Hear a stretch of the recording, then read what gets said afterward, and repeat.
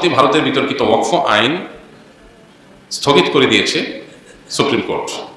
এ বিষয়ে আমাদের কি মন্তব্য করা উচিত? দেখুন, আমাদের পার্শ্ববর্তী দেশের মুসলমানরা ভালো নেই, তারা অনেক কষ্টে আছে। গত কয়েক সপ্তাহে উত্তরাখণ্ড জুড়ে কমপক্ষে ১৭০টি মাদ্রাসা সিলগালা করে দেওয়া হয়েছে। ধর্মীয় বৈষম্যের এমন ঘৃণ্য নজির হয়তো বিশ্বের আর কোনো দেশে দেখা যায় না। আসামের মুখ্যমন্ত্রী হিমন্ত বিশ্ব শর্মা ক্র্যাকডাউনের নামে মুসলিমদের উপর নির্যাতন চালাচ্ছে। তারা অবৈধ গণগ্রেফতারের মাধ্যমে মুসলিমদের লক্ষ্যবস্তু করেছে, নির্বিচারে তাদের বাড়িঘর, মসজিদ ও মাদ্রাসা ভেঙে দিয়েছে। আমরা তো ফিলিস্তিনি মুসলমানদের জন্য চোখের পানি ফেলছি, কান্নাকাটি করছি, কিন্তু বাস্তবতা হলো আমাদের পার্শ্ববর্তী দেশের মুসলমানরাই চরম সংকটের মধ্যে দিনাতিপাত করছে, পরম বিপদের মুখোমুখি তারা। সেখানে পান থেকে চুন খসলেই মুসলমানদেরকে হত্যা করা হচ্ছে, খুন করা হচ্ছে, শহীদ করে দেওয়া হচ্ছে, তাদেরকে জয় শ্রীরাম বলতে বাধ্য করা হচ্ছে, না বললে তাদেরকে পিটিয়ে মেরে ফেলা হচ্ছে।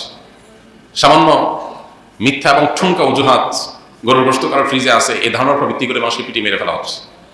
হোলির রং মাখতে না চাইলে তাকে দিন দুপুরে রাস্তায় পিটিয়ে মেরে ফেলা হচ্ছে, রক্তাক্ত করা হচ্ছে, মসজিদগুলোকে একের পর এক ভেঙে দেওয়া হচ্ছে। সেখানে এই যে ওয়াকফ বিল যেটা উত্থাপিত হয়ে পাশ হয়েছে, সেটা আইনের আকার ধারণ করতে যাচ্ছে। এটা ভারতের মুসলমানদের উপরে মনার উপরে খড়ার ঘায়ের মতো। এমনিতেই মুসলমানদের সেখানে অধিকার বলতে কিছুই নেই। সেখানে এই আইন বাস্তবায়ন হলে কি হতে পারে সেটা গত কয়েকদিন ধরে ভারতের বিভিন্ন জায়গায় প্রচুর পরিমাণ মসজিদ মাদ্রাসা হিন্দুদের দখল করে নেওয়া, তারপরে মুসলমান মুক্ত ভারত গড়ার হিন্দুদের বিভিন্ন ঘোষণার কথা আমরা সোশ্যাল মিডিয়ার মাধ্যমে দেখেছি। এগুলোর মাধ্যমে বোঝা যায় যে তারা আসলে কি চায়। তারা চায় ভারতবর্ষকে ইসলাম থেকে ধুয়ে মুছে পরিষ্কার করতে। অথচ ভারতবর্ষকে আবাদ করেছে, বর্ষকে সবচেয়ে বেশি সমৃদ্ধ করেছে মুসলমানেরা। ভারতবর্ষ যেগুলো নিয়ে গর্ব করে তার সবই মুসলমানদের তৈরি। কুতুব মিনার থেকে নিয়ে, তাজমহল থেকে নিয়ে, দিল্লির লালকেল্লা থেকে নিয়ে, শাহী মসজিদ থেকে নিয়ে যত গর্বের ধন ভারতের আছে তার সবকিছুই কাদের করা? মুসলমানদের করা। অন্যরা ভারতবর্ষকে শাসন করতে এসে শোষণ করে নিয়ে চলে গেছে, ভারতবর্ষের মুসলমানরা এসে সবকিছু দিয়ে গেছে। অন্যরা এসে লুট করে চলে গেছে, ভারতবর্ষের মুসলমানরা এসে শাসন করে এখানে তাদের কবর হয়েছে, এখানে তাদের জীবন যৌবন, এখানে তাদের সব ছিল, এখান থেকে কিছু নিয়ে যায়নি এবং সব দিয়ে গেছে। আল মুসলিমুনা ফিল হিন্দ, ভারতবর্ষের মুসলমানদের অবদান, এই বইটা আমরা পড়ে দেখতে পারি। বইটার মূল লেখক সৈয়দ আবুল হাসান আলী নদভী রহমতুল্লাহ আলাইহি, আর অনুবাদ করেছেন বর্তমান ধর্ম উপদেষ্টা ডক্টর আফম খালিদ হোসেন হাফিজাহুল্লাহ। এই বইটা পড়লে আপনি ধারণা করতে পারবেন যে ভারতবর্ষকে মুসলমানরা কি দিয়েছে। আমরা ভারতবর্ষের যে সমস্ত সুস্বাদু আম খাই, আম, এই যে ল্যাংড়া আমটা পর্যন্ত সেখানে লেখা আছে, এগুলো পর্যন্ত মুসলিম শাসকেরা বাহির থেকে ভারতবর্ষে তারা এনেছে। এখন তার সুফল ভারতবাসী ভোগ করছে। যে মুসলমানরা ভারতকে বিনির্মাণ করেছে, সে মুসলমানদেরকে ভারত থেকে উচ্ছেদ করার চেষ্টা করা হচ্ছে। কারা করছে?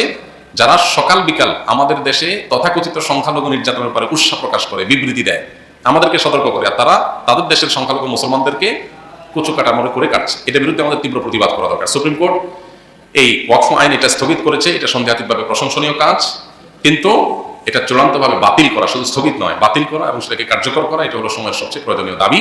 ভারতবর্ষের মুসলমানদের, বিশেষ করে ভারতের মুসলমানদের এই দাবির সাথে আমাদের একত্রতা পোষণ করা এবং এটা আদায় করার জন্য আমাদেরকেও সংগ্রাম করা আমাদের কর্তব্য। ইতিমধ্যে সরকারিভাবে আলহামদুলিল্লাহ ব্যাপারে ভারতের এই অবস্থানের নিন্দা জ্ঞাপন করা হয়েছে বা এটাকে সমালোচনা করা হয়েছে, এটা খুবই ভালো একটা দিক। তবে আরো জোরালোভাবে আমাদের পার্শ্ববর্তী দেশের মুসলমানদের জন্য আমাদের পাশে দাঁড়ানো দরকার।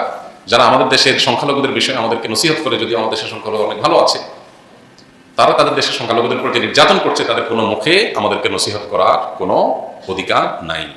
আল্লাহ তাআলা ভারতবর্ষের মুসলমানদের মুক্তি নসিব করুন এবং যে জুলুম তারা করছে এর পরিণতি আল্লাহ তাআলা আমাদেরকে দেখে যাওয়ার তৌফিক দান করুন। আমাদের প্রত্যেকটা মানুষের যার যার জায়গা থেকে তাদের প্রতি আমাদের প্রতিবাদ অব্যাহত রাখতে হবে এবং এর অংশ হিসাবে তাদের বিভিন্ন পণ্য ইত্যাদি এগুলো না কিনে দেশীয় পণ্য কেনার অভ্যাস আমাদের করতে হবে।